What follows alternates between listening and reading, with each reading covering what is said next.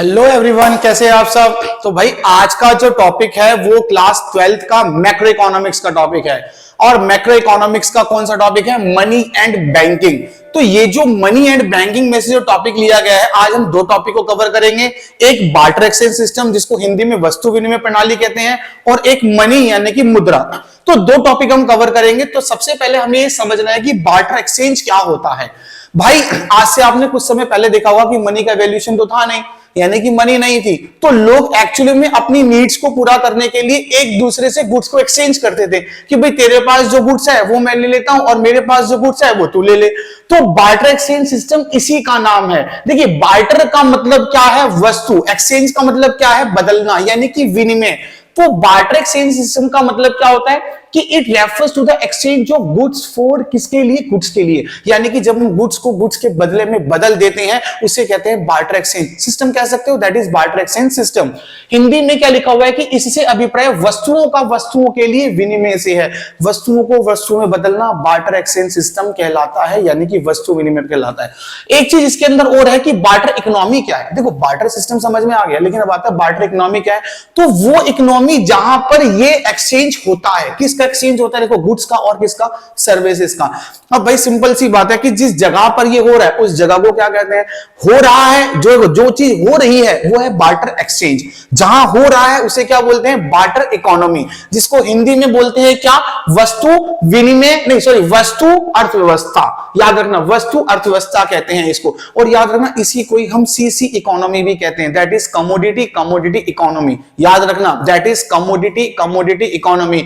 तो ये बात तो बिल्कुल समझ आ गई कि बार्टर एक्सचेंज सिस्टम का मतलब क्या हुआ कि जब हम गुड्स को गुड्स के बदले में एक्सचेंज करते हैं उसे क्या बोलते हैं? Barter exchange system. और जहां ये हो रहा है उसे क्या बोलते हैं? Barter economy. इसका एक और नाम भी बताया मैंने आपको, क्या? सीसी इकोनॉमी, यानी कि कमोडिटी इकोनॉमी। और आपको बता दूं, अगर आपको एमसीक्यू में अगर सीसी इकोनॉमी आ जाए तो समझ लेना वो किसकी बात कर रहा है? बार्टर एक्सचेंज की बात कर रहा है।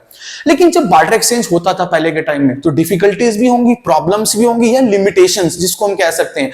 क्योंकि जब आप कोई काम कर रहे होते तो हमेशा याद रखना कोई ना कोई लिमिटेशंस होती हैं। तो बार्टर एक्सचेंज की लिमिटेशंस हिंदी में सीमाएं, समस्याएं भी कहते हैं इसको, डिफिकल्टीज भी कहते हैं, प्रॉब्लम्स भी कहते हैं, लिमिटेशन भी कहते हैं। तो सबसे पहला आता है इसमें कि lack of double coincidence of wants, यानी कि दोहरे संयोग का अभाव। याद रखना कि जो बार्टर एक्सचेंज सिस्टम होता है गाइस, वो तभी पॉसिबल होता है जब दो ऐसे व्यक्ति जो एक दूसरे की नीड्स को पूरा कर सकें। भाई मान लो मुझे राइस चाहिए, ठीक है, और सामने वाले को शुगर चाहिए। मेरे पास शुगर है, उसके पास राइस है, तो हम एक्सचेंज कर सकते हैं। लेकिन उसके पास डिफरेंट आइटम है और मेरे पास डिफरेंट आइटम है, तो क्या ये पॉसिबल है? नहीं, ये पॉसिबल नहीं है। तो ये बार्टर एक्सचेंज सिस्टम की क्या हो गई? लिमिटेशन। क्यों? क्योंकि अब मुझे ऐसे पर्सन को ढूंढना पड़ेगा जो मेरी नीड्स को पूरा कर दे और मैं उसकी नीड को पूरा कर दूं, तभी पॉसिबल है, तभी इसके बाद पॉसिबल नहीं है। सेकंड आता है lack of common measures of value, यानी कि मूल्य का मापक। इस पहले के टाइम में क्या होता था ना कि आप गुड्स को मेजर नहीं कर पाते थे। मेजर करने का मतलब होता है कि भैया सपोज करो आपको चीनी चाहिए, राइट, और मेरे पास पनीर पड़ा हुआ है, तो मैं क्या कर रहा हूं? मैं आपको पनीर दे रहा हूं और आपसे चीनी ले रहा हूं। अब दोनों का अमाउंट जो है वो डिफरेंट है। अब ऐसे डिफरेंट अमाउंट के अंदर इश्यू खड़ा होता है कि भाई कैसे मेजर करा जाए। तो बार्टर एक्सचेंज सिस्टम के अंदर एक लिमिटेशन ये भी आती है कि इसके अंदर हम गुड्स को मेजर नहीं कर सकते। हाँ, ऑल्दो मनी ने इस प्रॉब्लम को सॉल्व किया है, वो मैं भी आपको बताता हूं कैसे क्या करा है। फिर आता है lack of store of value, यानी कि संचय की समस्या। भाई गुड्स को आप स्टोर नहीं कर सकते। देखो, कुछ गुड्स होते हैं पेरिशेबल गुड्स, जिसको हिंदी में नाशवान वस्तु कहते हैं। तो क्या होता है कि उस गुड्स को आप लंबे टाइम तक स्टोर नहीं कर सकते, जैसे दूध हो गया, पनीर हो गया, बहुत सारे ऐसे पेरिशेबल गुड्स होते हैं। अब आप उसको स्टोर करके दिखाओ, नहीं कर सकते, वो 2-3 दिन के अंदर क्या हो जाएंगे? खराब हो जाएंगे। तो बार्टर एक्सचेंज सिस्टम में क्या गुड्स को स्टोर नहीं किया जा सकता। भाई एक पर्सन है, उसने कह दिया कि मैं आपसे गुड्स एक्सचेंज करूंगा, लेकिन कब करूंगा? 1 महीने बाद। आपके पास वो गुड्स आज अवेलेबल है, तो क्या आप एक्सचेंज कर पाओगे? नहीं कर पाओगे। तो प्रॉब्लम आ गई ना। तो इसको बोलते हैं क्या करना? Store of value.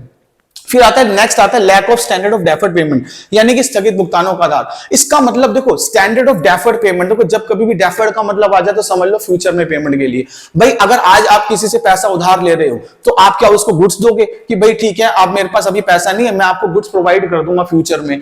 जैसा कि मैंने अभी आपको बताया कि आप गुड्स को स्टोर नहीं कर सकते, तो पेमेंट किस में करोगे? गुड्स में तो नहीं हो सकती ना। तो ये भी एक डिफिकल्टी होती है किसकी? बार्टर एक्सचेंज सिस्टम की। तो ये तो सिंपल समझ आ गया कि बार्टर एक्सचेंज सिस्टम का मतलब मतलब क्या होता है, गुड्स को गुड्स के बदले में क्या करना, एक्सचेंज करना। इसी को ही हम सीसी इकोनॉमी, कमोडिटी इकोनॉमी के नाम से भी जानते हैं। और बार्टर एक्सचेंज सिस्टम यानी कि वस्तु विनिमय प्रणाली जो है, जो यहां पे हो रही है, उसको क्या बोलते हैं, बार्टर इकोनॉमी यानी कि विनिमय अर्थव्यवस्था या वस्तु अर्थव्यवस्था के नाम से भी जानते हैं। बात याद रखना, 4 डिफिकल्टीज है, कौन कौन सी याद करो। Lack of double coincidence of wants यानी कि दोहरे संयोग का अभाव, lack of common measures of value, मूल्य के मापक का अभाव, lack of store of value, store नहीं कर सकते तो क्या बोलेंगे इसको, संचय की समस्या, और lack of standard of deferred payment यानी कि स्थगित भुगतानों का आधार। भविष्य की में की जाने वाली पेमेंटें जो होती हैं वो याद रखना गुड से नहीं, वो किससे होंगी, मनी से। तो फिर आया मनी, यानी कि मनी ने इस प्रॉब्लम को सॉल्व कर दिया। तो सॉल्व कैसे करा, पहले तो मनी को समझना कि मनी क्या है। तो भाई मनी क्या है कि it is generally accepted by the common people, वो चीज जो लोगों के द्वारा एक्सेप्ट होती है। कैसे एक्सेप्ट होती है, देखो 4 फॉर्म होते हैं इसके। पहला है मीडियम ऑफ एक्सचेंज, विनिमय का माध्यम, मेजर्स ऑफ वैल्यू, मूल्य का मापक, स्टोर ऑफ वैल्यू, संचय का आधार, और एक होता है स्टैंडर्ड ऑफ डेफर्ड पेमेंट यानी कि स्थगित भुगतानों का आधार। तो सबसे पहले हम देखते हैं क्या कि मीडियम ऑफ एक्सचेंज क्या होता है। देखो मीडियम ऑफ एक्सचेंज का मतलब होता है exchange of goods and services in terms of money. भाई अगर आप आज कुछ भी अगर गुड्स खरीदने जा रहे हो तो सबसे पहले आप उसको एक्सचेंज करोगे किसमें, गुड्स के अंदर नहीं, मनी के अंदर। देखो सपोज करो अगर आप सब्जी मार्केट गए, आपने कह दिया भैया मेरे को आलू चाहिए, ठीक है, वो आपको आलू दे रहा है, तो क्या बोलेगा कि भैया मुझे इसके बदले में क्या चाहिए, मनी चाहिए ना।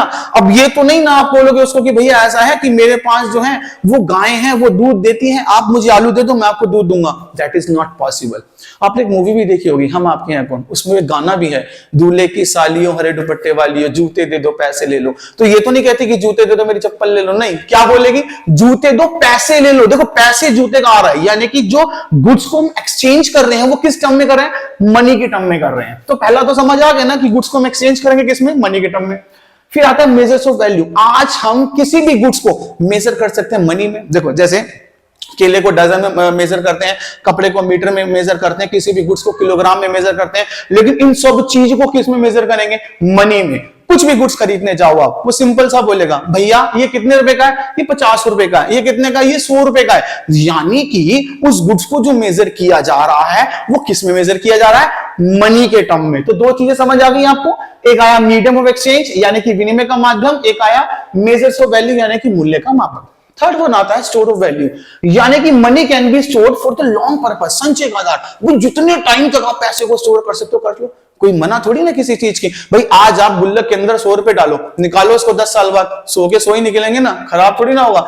लेकिन अगर आप उसी जगह पे कोई पेरिशेबल गुड्स को रखो, आप देखो आप 2 दिन में खराब हो जाएगा लेकिन मनी खराब नहीं होने वाली है। That is the power of money.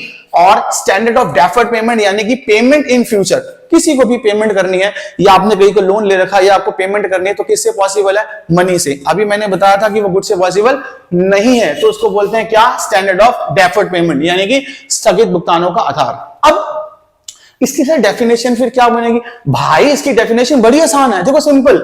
It is generally accepted by the common people such as, 4 form लिख दो ध्यान से देखो। It is generally accepted by the common people such as medium of exchange, store of value, measures of value and standard of deferred payment। Full stop, और कुछ नहीं लिखना आपने। हिंदी में क्या लिखेंगे कि मुद्रा वह है जो सामान्य जनता द्वारा विनिमय का माध्यम, मूल्य का मापक, संचय का आधार तथा स्थगित भुगतानों के आधार के रूप में स्वीकार की जाती है। और कोई अननेसेसरी की डेफिनेशन नहीं लिखना, बड़ी आसान है। कौन सी वाली, It is generally accepted by the common people such as, याद करो फटाफट, medium of exchange, और दूसरा कौन सा है, मेजर्स ऑफ वैल्यू, तीसरा स्टोर ऑफ वैल्यू, और चौथा कौन सा, स्टैंडर्ड ऑफ डेफर्ड पेमेंट। तो बहुत ही सिंपल है, समझ आया आपको, बिल्कुल आया होगा। फिर आता है functions of money. Functions of money में क्या है, देखो मनी के फंक्शन 2 होते हैं। फर्स्ट वन इज प्राइमरी यानी कि प्राथमिक, और दूसरा आता है हमारे पास द्वितीयक यानी कि सेकेंडरी, ठीक है। अब प्राइमरी में क्या है, मीडियम ऑफ एक्सचेंज आ गया, देखो मैंने ऊपर आपको बताया कि यही वाला पॉइंट आ गया। मेजर्स ऑफ वैल्यू आ गया, समझा तो दिया मैंने आपको होता क्या है, बस एक फंक्शन लिख दिया, हाँ आपको समझ आ गया तब कर सकते हो। और दूसरा कौन सा आता है हमारे पास सेकेंडरी में, स्टोर ऑफ वैल्यू और स्टैंडर्ड ऑफ डेफर्ड पेमेंट। तो समझ आ गया आपको मनी के फंक्शन, 2 कंसेप्ट बताया आपको, एक बार्टर एक्सचेंज सिस्टम और एक मनी यानी कि मुद्रा, राइट। तो मनी और बार्टर एक्सचेंज सिस्टम ये आपको बिल्कुल समझ आ गया, लेकिन स्टूडेंट्स को समझना क्या है कि स्टूडेंट्स को इतनी चीजें समझनी है कि बहुत ज्यादा जरूरी है। क्यों, क्योंकि अगर आप समझोगे इसको तो बिल्कुल क्लियर हो जाएगा। और याद रखना, अंदाज बहकने लगते हैं, बातों में शरारत होती है। अंदाज बहकने लगते हैं, बातों में शरारत होती है। ये स्टूडेंट्स के लिए है, क्योंकि जो स्टूडेंट्स पढ़ रहा है उसके अंदाज ही अलग होते हैं, उसकी बातें ही अलग होती हैं। अंदाज बहकने लगते हैं, बातों में शरारत होती है, आंखों से पता चल जाता है जिस दिल में मोहब्बत होती है। मोहब्बत किसके लिए? स्टडी के लिए, किसी और को मत लेके चलना। तो स्टडी के लिए मोहब्बत होगी वो स्टूडेंट्स के लिए होगी, और स्टूडेंट्स ऐसा हो जो इतना हार्डवर्क करे, इतना हार्डवर्क करे कि स्टडी से मोहब्बत करे, किसी और से ना करे। और याद रखना, जब टारगेट अचीव हो गया तो सब कुछ अचीव हो जाएगा, राइट? सो मिलेंगे आपसे अगली क्लास में। Till then bye bye to all, Radhe Radhe सबको।